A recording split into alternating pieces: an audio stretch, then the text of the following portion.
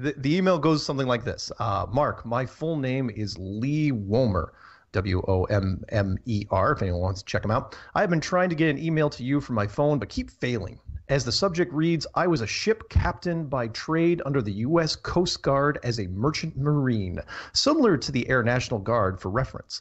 To keep this short, I studied and loved navigation on the ocean.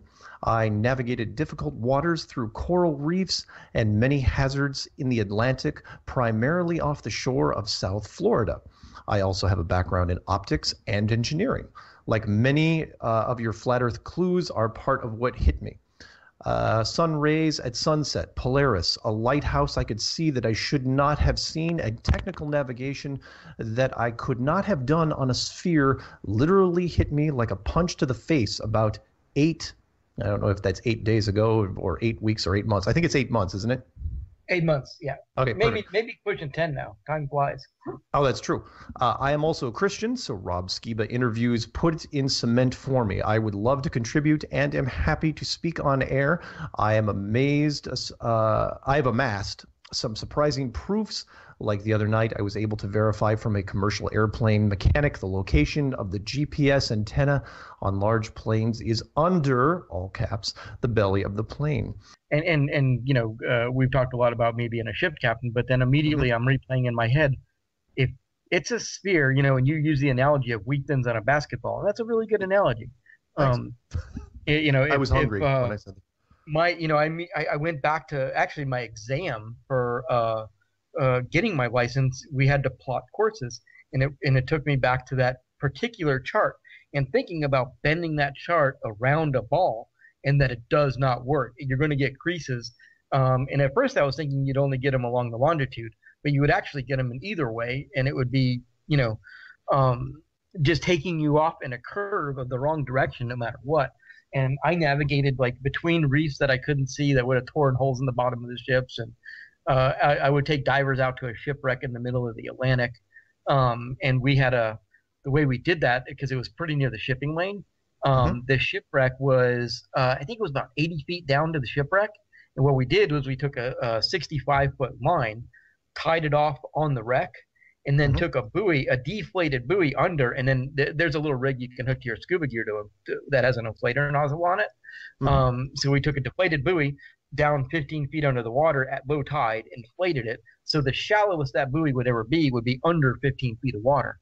And I could manually plot right to that buoy and account for wind and current and everything else, and take you right to that buoy on a flat piece of paper.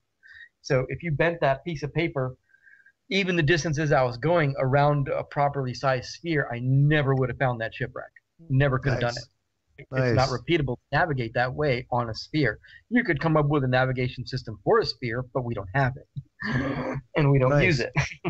And those technical things have been kind of talked about a lot, but that was more of it. I just kept putting that Wheaton on the basketball, and it cracks. Does not work. And I kept trying to. You don't actually have to get that precise about it. All you have to really say is that here's my chart and here's a ball, and if I try to do this, it doesn't work. And so to determine exactly how it's going to throw you off, it's kind of irrelevant when there's a storm rolling in and you can't see the reef, and you got to go through waters that are literally like 3 feet deep in a 8-foot draft boat. Are you gonna wreck the thing, and or are you not? And that's the kind of precision you have to have, and it just goes out the window. Precise navigation just does not work on a globe. Yeah, it just doesn't. Yeah, and that's funny, because what you were mentioning, and I don't know if a lot of people picked up on it, the very first subject matter guest I had, the Navy missile instructor, he said the same sort of thing, where he said, look, I hung out with the chart guys, and everything they worked on was on a perfectly flat, perfectly straight, these courses. And he goes, nobody adjusted for anything. And you combine that with the stuff that he would see, which was one of my follow-up questions too, which was, okay, so you're a captain and you're in open water off of Florida, lots of open expanse in the Atlantic. You're seeing nothing but flat horizons, obviously, because it's water in all directions. Did you ever, kind of like the pilots that I talked to, the pilots would say, well, the horizon looks flat, but it can't actually be flat. Did you ever get any creepy moment where you're looking, it's like, did you ever have a doubt when you were out there, or was it just, something, you were so conditioned that you never even questioned it for a second? No, I didn't question it, and maybe being down at the water level is less than it being up in the air for that amount of time. I did now in hindsight, like I don't, the whole lighthouse thing comes up, and one place I worked a majority of my career actually. There was an unlit lighthouse that was built by someone that owned the island, and they put it on the wrong side of the waterway. So the Coast Guard didn't. It's a gorgeous lighthouse, but it can't be lit. They lit it one time and it got shut down. But I used to use that as a visual navigational aid because you don't always want to get out your deep, you're leaving, before the sun in the morning with your divers, and you don't need to have all your stuff when you do the same thing over and over. So I would use this lighthouse as a navigational aid, even though just because I could see it over there. And going back now and doing 8 inches per mile squared properly, that lighthouse from my port would have just been over the curvature from my port.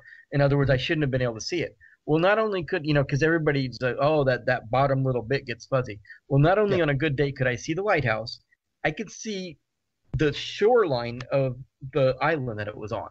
So, because there was a little bit of sand in a couple of spots, and then the seawall right under it, I could actually see the highlights of that from my port all the way across it's Biscayne Bay, which is part of the Atlantic Ocean, but it's partially enclosed by islands.